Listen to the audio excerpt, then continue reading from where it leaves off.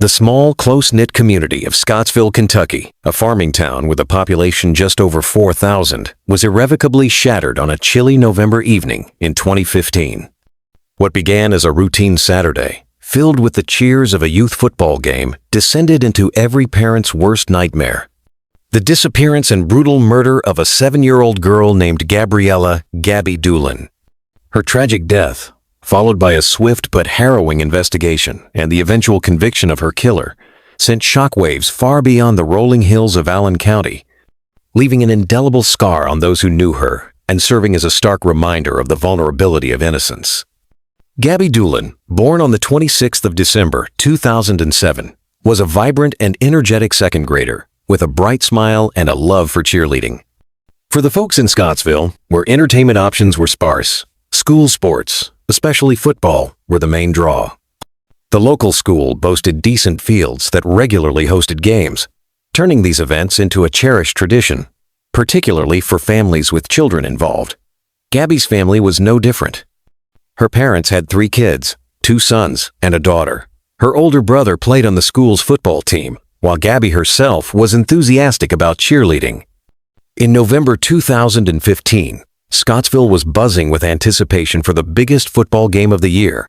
Their school team was set to face off against another county's team. 7-year-old Gabby, though, was more keen on just hanging out and having fun with other kids than focusing on the game itself. Initially, her parents planned to leave Gabby at home with her youngest son under a relative's care, but Gabby successfully persuaded them to bring her along. On the evening of the 14th of November 2015, the Doolin family arrived at the bustling school field. Alongside the local crowd, numerous visitors from the opposing county filled the stands. As soon as they got there, Gabby spotted her friends and asked her mom for permission to go play. Her mother agreed, emphasizing that Gabby must stay within the school grounds and with her friends. Gabby's mom then headed to the bleachers, and Gabby, full of youthful energy, darted off. Gabby returned to her mom a few times before running off to play again. At one point, she even approached her father, who was in an announcement room, asking for money to buy snacks at the concession stand before she hurried away. Later, a group of Gabby's friends approached her mom in the bleachers, their faces etched with worry. Gabby's mom immediately noticed her daughter wasn't with them. The girls anxiously asked if she had seen Gabby, explaining they were playing hide and seek, and Gabby was supposed to find them while they hid in the restroom. When Gabby never showed up, they assumed they had won and emerged to look for her, but she was nowhere to be found. They called her name and checked all their usual play spots, but their friend seemed to have vanished.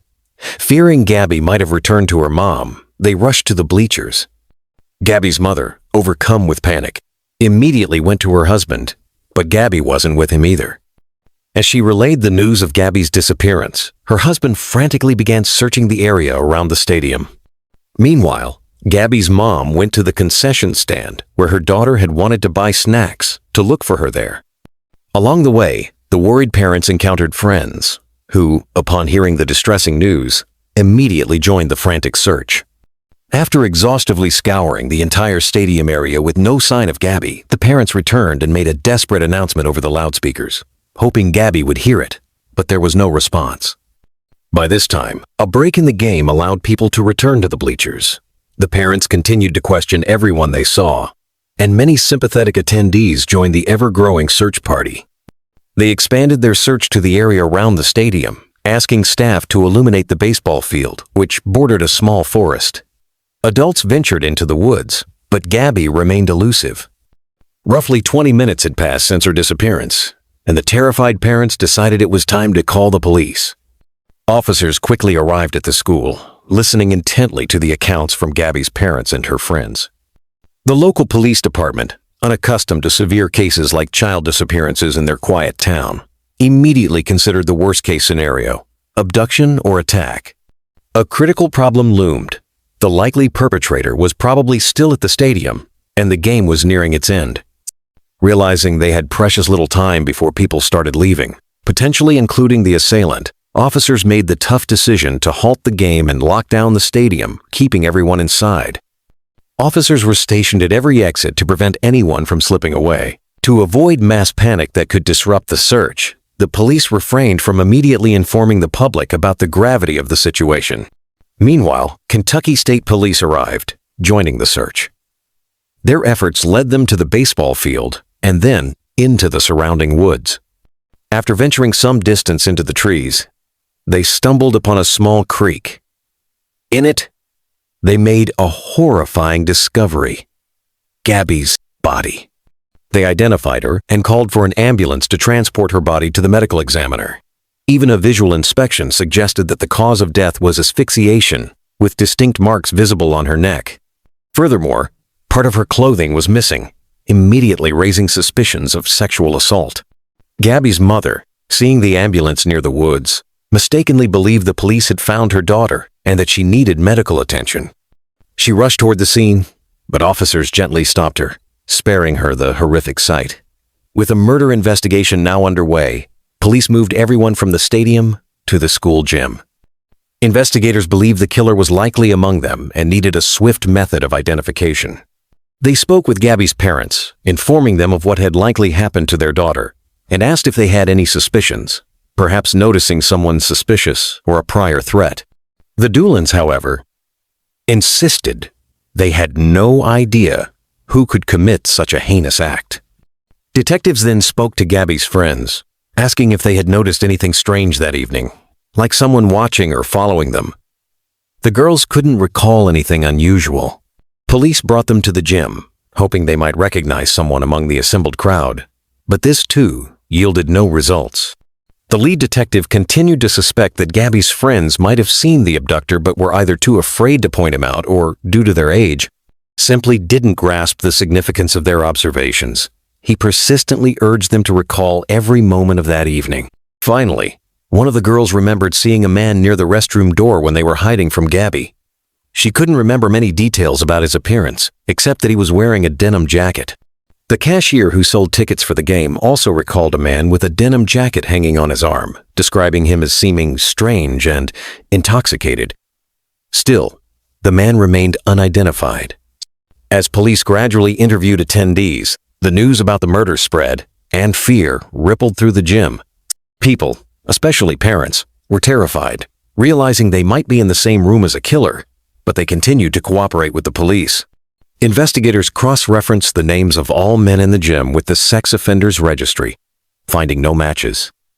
Officers also visited the homes of several registered offenders living nearby, but all had solid alibis, and none were near the school that evening. As officers continued their interviews, interesting leads began to surface. Several individuals reported seeing a local man named Timothy Madden behaving strangely near the women's restroom during the game. Many people knew Madden, but witnesses noted his suspicious demeanor. They also mentioned he was wearing a denim jacket, matching the description given by Gabby's friend who had seen a man near the restroom. Another witness, a distant relative of Timothy, noted that Madden seemed off during the game. Timothy's younger son was playing on the field, and usually, Timothy was deeply invested in his son's sports achievements. But that evening, he wasn't even paying attention to the game, appearing lost in thought. Several more witnesses corroborated that Timothy's behavior seemed strange, prompting investigators to seek him out. By this time, it was late, and most people had been released from the school. Police decided to visit Timothy at his home, but first, they consulted the local sheriff. The sheriff, who had known Timothy almost his entire life, highly doubted he was capable of such a crime. Noting Timothy's minimal criminal record, primarily traffic fines, and a history free of suspicious situations, Timothy lived with his wife and 5 children. Upon knocking on his door, Timothy Madden answered. When officers asked if he knew why they were there, he replied that he had heard about the murder but denied any involvement. Detectives then employed a tactic, asking a loaded question. Did he have an explanation for several videos provided by eyewitnesses showing him talking to Gabby shortly before her murder? There were, in fact, no such videos or eyewitnesses. The question was designed to elicit information. At first, Timothy denied it, but then quickly corrected himself. He admitted he did speak to Gabby that evening near the stadium. He claimed he had stepped out to smoke when several girls ran past him. Shortly after, Gabby passed by and asked if he had seen her friends as they were playing hide and seek. Timothy claimed he pointed her in the right direction, and she ran off. Detectives found Timothy's quick change of story suspicious. Moreover, his revised account placed him speaking to Gabby just minutes before her disappearance, at a time when there were no other witnesses outside the stadium, giving him an opportunity to commit the crime. When detectives then asked if he could explain if his DNA were found on the victim's body, Timothy calmly replied, no. Finally, they asked him to provide a DNA sample and the clothes he wore to the stadium. He agreed to both requests. As soon as Timothy handed over his clothing, officers noticed stains resembling blood on his pants, denim jacket, and even underwear. When asked for an explanation, Timothy initially claimed they were just dirt, not blood. However, police thought otherwise, though they needed forensic confirmation. While the lab prioritized the case, it still took several days for experts to examine the samples. The forensic pathologist quickly confirmed that Gabby's cause of death was manual strangulation and that she had been brutally assaulted. A biological sample of the perpetrator was extracted and sent to the laboratory for analysis. The day after the murder, an unexpected anonymous letter arrived at the police station, reporting a suspicious individual at the game. The letter provided the vehicle model and license plate, allowing investigators to quickly identify the owner as a student living a half-hour drive from Scottsville. When questioned, the student claimed he hadn't been to any game and hadn't even heard of the murder. He provided an unshakable alibi, stating he was at work that evening and was cleared from the suspect list. The author of the letter was never identified, raising questions about whether someone was trying to frame the student or playing a cruel prank. Soon after, police received another lead regarding the strange behavior of a local 16-year-old boy. He had given conflicting accounts, telling different people he had been at the game, then denying it. He also mentioned seeing girls playing hide and seek. Detectives discovered this boy was Timothy Madden's son. More surprisingly, they learned that just 2 weeks before the murder, the boy had held a knife to his father's throat, threatening to kill him. With this alarming information, police sought to speak with him, but there was a hurdle. They needed the presence of a parent, and his mother refused to provide a DNA sample for her son, leaving investigators empty-handed for the moment. In Scottsville, rumors spread rapidly. People heard that the police were looking into the Madden family, sparking theories that one of Madden's troubled older sons might be responsible, or that Madden himself was involved or covering for his sons. These rumors were a profound shock to Gabby's parents. Gabby's father had known Timothy since 3rd grade and knew his entire family. Their sons played on the same football team, and their daughters were cheerleaders together. The families were close, even sitting near each other at the game. Given their familiarity, Gabby's parents found it incredibly difficult to believe anyone from their circle could be involved. After the rumors proliferated, Timothy Madden's eldest son, age 20, began contacting local officers on social media, using aggressive language and threatening them to leave his family alone. He was immediately arrested for the threats, and police quickly discovered an active warrant for his arrest in another town, where he was suspected of assaulting a minor girl. During questioning, the young man claimed his social media outbursts were due to frustration over the accusations against his family. He denied any involvement in the murder, stating he was at his cousin's house in a neighboring town that evening. He willingly provided a DNA sample, which was also sent for analysis. On the 20th of November, 2015, 6 days after the murder, Gabby's funeral took place. Hundreds of mourners came to say goodbye, not just from Scottsville, but from surrounding towns. Significant donations poured in to help Gabby's parents cover the funeral and farewell ceremony expenses. Meanwhile, the lab completed the DNA analysis, comparing the blood and semen samples with the DNA of Timothy and his son. The results delivered a definitive, chilling match. The semen found on Gabby's body belonged to Timothy Madden, and the blood on his clothes was Gabby's pliants. Upon receiving this critical news, detectives went to the funeral. Once Gabby's parents were alone, they were informed that their daughter's killer had been identified. Simultaneously, police officers went to Timothy's house and arrested him. As he was being transported from the police station, Madden shouted to gathered reporters that he was innocent.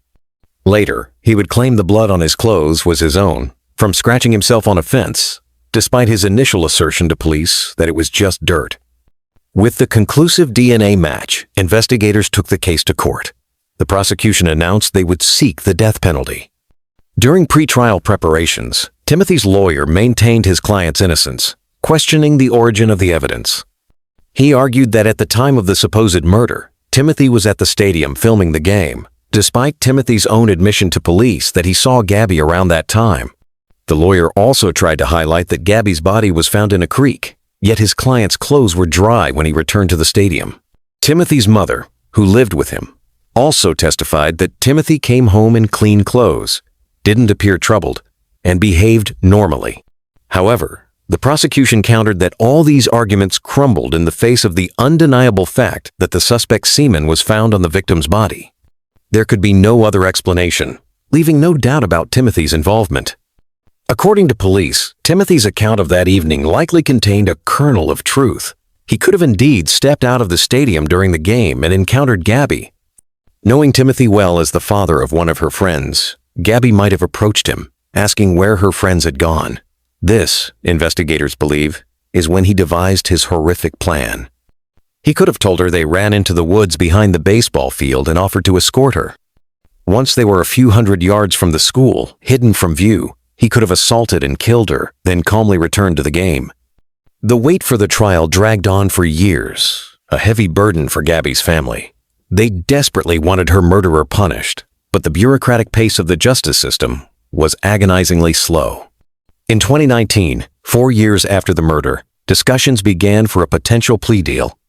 The prosecution offered to withdraw the death penalty in exchange for a life sentence, provided Timothy admitted his guilt. Gabby's parents reluctantly agreed to this option, weary of the endless waiting and the prospect of reliving their daughter's death through a prolonged trial. Timothy, who had steadfastly maintained his innocence, eventually agreed and confessed. However, the terms of the deal didn't require him to reveal the gruesome details of his actions, only to admit guilt. This aspect deeply unsatisfied Gabby's family, who yearned for a full confession. During the court hearing, Gabby's father, overwhelmed with emotion, shouted at Timothy, which led to an outburst from the defendant's relatives, who in turn yelled at Gabby's family. The judge had to call a recess to restore order and separate the parties. In the end, Timothy Madden received a life sentence and was sent to serve it in a maximum security prison. The murder of Gabby Doolin left an indelible mark on Scottsville and beyond. The tragedy served as a brutal reminder of the importance of child safety and the ever-present threat of predators. In 2016, a year after Gabby's murder, an additional chilling detail emerged regarding Timothy Madden. A boy from a neighboring state saw a news report about the crime and recognized Timothy. Several years prior, he and a friend were walking near a mall parking lot when an adult man approached them, attempting to persuade the boys to get into his car for a ride. The offer felt profoundly strange to the children, who ran away. The friend's relative then contacted the police. According to the boy who recognized Madden from the news, the man who tried to abduct them was none other than Timothy Madden. However, without substantial evidence, this earlier case did not progress further. Nevertheless, if Timothy had indeed attempted to abduct 2 boys in another state, it offers a disturbing glimpse into his true nature. Perhaps before Gabby's murder, he had sought other victims unsuccessfully, and on that fateful evening when Gabby approached him near the stadium, he seized the opportunity to satisfy his horrific fantasies. In the wake of their unimaginable loss, Gabby's parents, Brian and Amy Doolin, have emerged as powerful advocates for child protection. They have worked tirelessly to raise awareness, educate other parents, and support initiatives aimed at safeguarding children. Their strength and resilience in the face of such profound grief have been a testament to their love for Gabby and their determination to prevent similar tragedies. One significant outcome of the case was the naming of an undercover operation by the Kentucky Attorney General's office, Operation Gabby Doolin. This operation specifically targets child predators online and offline, serving as a lasting tribute to Gabby and a proactive measure to protect other children from harm. The Gabby Doolin case remains a somber chapter in Kentucky's history. It is a story of unspeakable loss, but also of a community's resilience, a family's unwavering fight for justice, and a lasting commitment to ensuring that no other child has to endure the same fate as bright, energetic, and beloved Gabby Doolin. Her memory continues to fuel the efforts to create a safer world for all children, reminding everyone that even in the darkest of times, the pursuit of justice and the power of advocacy can shine a light on crucial issues. Drew Shoden entered the world on the 26th of September, 1981, in the small, peaceful town of Pequot Lakes, Minnesota. From childhood, she radiated energy and ambition. Her passions included art and crafts, and she had a natural athleticism that kept her busy with basketball, volleyball, and golf. But Drew wasn't just about hobbies. She had a heart for service, always lending a hand through various charitable causes. Her warmth and sincerity made her widely loved, and in high school she was honored as prom queen. After finishing high school, Drew took a major step forward and enrolled at the University of North Dakota, choosing to pursue a degree in fine arts. Even though the university was nearly 3 hours away from home, she remained closely tied to her family, visiting them often. Balancing school life with grace, Drew juggled her coursework, where she excelled, 2 part-time jobs, and campus involvement. Her dedication to charity work didn't fade either. She stayed active in volunteer projects that aligned with her values. Always looking for new experiences, Drew joined a university travel program that allowed her to explore different places. She was especially thrilled about an upcoming trip to Australia. Around this time, she began dating a man named Chris, and their bond quickly grew serious. They were already imagining a shared future together. On the 22nd of November, 2003, 22-year-old Drew prepared for her usual Saturday shift at a clothing store where she worked part-time. That evening, she was also scheduled to waitress at a local nightclub. After wrapping up her shift at the store, she browsed a nearby shop in the mall and bought a new purse. As she headed toward the parking lot, she called Chris, and the two chatted for a few minutes. But something odd happened during the call. Drew suddenly went quiet. After a brief pause, she uttered the words, "Oh my God, okay," and then the line abruptly went dead. At first, Chris didn't panic. He assumed the signal had dropped or Drew's phone battery had died. 3 hours later, he got another call from Drew's phone. When he picked up, there was only silence.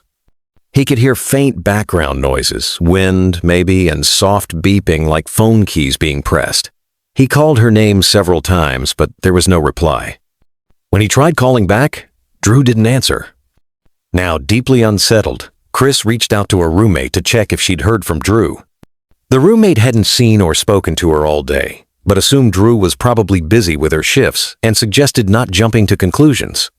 But that changed quickly. Soon after, Drew's roommate received a call from the manager at the nightclub. Drew hadn't shown up for her shift. She hadn't even called in, something totally unlike her.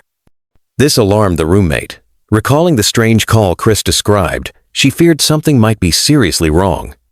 She started calling hospitals in case Drew had been admitted, but no one matching her description had been brought in. As night fell with no sign of Drew, her roommate contacted the police, explaining that Drew had missed work, hadn't come home, and had made an eerie call earlier in the day. Still, the police didn't consider it urgent. Drew was an adult, and there wasn't yet enough evidence to suggest foul play. They advised waiting. Unwilling to sit idly by, Drew's roommate turned to the university's campus police. Unlike the city officers, they immediately began searching. Their first destination was the mall, where Drew had worked that afternoon. Her car was still there, parked where she'd left it. The doors were unlocked, and there was nothing visibly out of place. No sign of a struggle. However, something strange caught their eye. On the ground near her car was a small knife sheath. This discovery prompted campus police to alert the local authorities, who now began taking the case more seriously. Investigators requested the mall's CCTV footage, but Drew's car had unfortunately been parked in a blind spot, beyond the reach of the security cameras. To piece together her final moments, they began sifting through interior footage from the mall, analyzing hours of video to trace her steps. News of Drew's disappearance spread quickly at the university. A massive search effort launched, with hundreds of students joining in. They combed through city streets, riverbanks, trails, and secluded areas, hoping for any sign of her. Faculty members encouraged anyone with information to come forward. Police also examined Drew's phone records, which matched Chris's version of events. But when they pulled up her phone's location data, they discovered something odd. Drew's last call to Chris hadn't been made from the mall. It had come from another town, roughly 30 minutes away. Given that her car was still at the mall, it was clear she hadn't driven herself there. This pointed to a likely abduction. Investigators believed that the background sounds on the call, the wind, the button presses, may have been from that second location. Despite intensive efforts, no solid leads emerged in the following days. Search teams persisted, and investigators continued reviewing security footage. 2 days later, a clue finally surfaced. In the nearby town of Crookston, close to where Drew's phone had last pinged, a black shoe was found by the riverbank. When Drew's roommate saw it, she instantly recognized it as Drew's action. The find deepened fears that Drew had been abducted and taken far from home. Police alerted surrounding jurisdictions and asked for their assistance. Soon after, they found mall footage showing Drew that day. She was casually visiting stores, likely shopping for holiday gifts. The video helped confirm her outfit, including the same black shoes, one of which was now at the riverbank. Investigators then looked for anyone suspicious seen around Drew. One man stood out, a middle-aged individual dressed in black, walking with a cane. His behavior was disturbing. He entered the mall's grocery store repeatedly without buying anything, and instead seemed to watch other shoppers, especially women. Footage showed him sitting on a bench outside, observing people. At one point, he followed a young woman who resembled Drew. Additional clips showed him trailing other women through the mall. Though the footage didn't reveal his identity, detectives cross-checked local criminal records. They narrowed down a list of 60 men to 4 based on appearance. Among them was Alfonso Rodriguez Jr., age 50, a man whose history aligned too closely for comfort. Rodriguez had faced serious medical issues growing up, making social life and school difficult. One leg was shorter than the other, causing him to rely on a cane. His early adult life was riddled with drug abuse and violence. At 21, he attacked a woman after she offered him a ride, threatening her with a knife. He attempted 2 more assaults the same month and was sentenced to therapy and supervision. After release, he was arrested again but not convicted due to lack of evidence. Later, he stabbed another woman during an abduction attempt and was sent to prison for 23 years. He was released on May 1, 2003, just 7 months before Drew vanished. After his release, he moved in with his mother in Crookston, the town where Drew's shoe had been discovered. Detectives quickly brought Rodriguez in for questioning. He admitted being at the mall that day but claimed he was only there to watch a movie. He even gave a film title, but investigators found out the movie wasn't playing at any theater in town. Knowing he lied, police asked to search his vehicle. Rodriguez agreed. Inside, they found a store receipt for a pocket knife. The model matched the sheath found near Drew's car. More chilling was the knife itself, submerged in cleaning fluid. Blood residue was detected, and DNA tests confirmed a match with Drew's. They also found one of her shoes and another knife with her blood still on it. By the 10th of December, Rodriguez was arrested for kidnapping and suspected murder, but Drew's body was still missing, and he refused to confess. Volunteers continued to search, but a harsh winter slowed progress. Months passed with no developments. In March 2004, as Alfonso pleaded not guilty and preparations for trial began, most had lost hope Drew was still alive. Then, on the 17th of April, spring thaw revealed her body in a river just west of Crookston. She'd likely died within 3 hours of being abducted. Her body showed signs of assault, stab wounds, and possible strangulation. The exact cause of death was never fully confirmed. Hypothermia may have also played a role. Now, with her body recovered, federal prosecutors stepped in. Because Drew was taken in North Dakota and murdered in Minnesota, the case fell under federal jurisdiction, making the death penalty possible, even though both states had outlawed it. Despite divided public opinion, prosecutors pressed forward. In 2006, the trial began. Alfonso maintained his innocence, but the evidence was overwhelming. On the 8th of February, 2007, he was sentenced to death. Though the execution was delayed, as is common with death penalty cases, Drew's family focused their grief into advocacy. They championed the creation of a national registry for violent offenders. Later that year, President George W. Bush signed Drew's Law, making it easier for the public to access details about those convicted of violent crimes. Drew's family maintained Alfonso should never have been freed. Eventually, even the head doctor at the rehab center publicly expressed his disapproval of Alfonso's release. He had pushed for Alfonso to be transferred straight from the facility to prison, insisting that he was still a risk to the public. But his concerns were dismissed. and Alfonso was allowed to return to society, a decision that would later prove to be disastrous. Unfortunately for Drew's family, the story didn't end with the original sentencing. In 2011, Alfonso's defense filed an appeal, arguing that he had cognitive limitations. That effort didn't succeed. However, a decade later, in 2021, they returned to court, and this time, the outcome was different. A judge agreed that Rodriguez likely had intellectual disabilities and pointed out that this aspect hadn't been fairly addressed during the first trial. The court also took into account his unstable upbringing and serious medical conditions. His lawyers also challenged the prosecution's portrayal of Drew's injuries, claiming that the forensic expert had overstated the brutality of what happened. These arguments led to the case being reopened, forcing Drew's family to once again face the legal system in pursuit of justice. In the end, the court vacated the death sentence and ordered a new trial. By March 2023, Alfonso was sentenced again, this time to life imprisonment without any chance of release. What made the situation even more chilling was that Rodriguez had already admitted to the crime in a 2013 interview while on death row. Still, he now avoids execution and will remain in prison for the rest of his life. To keep Drew's memory alive, her university created a scholarship fund in her honor. Her family also built a memorial garden in her hometown, and there are ongoing efforts to add a similar tribute on her college campus.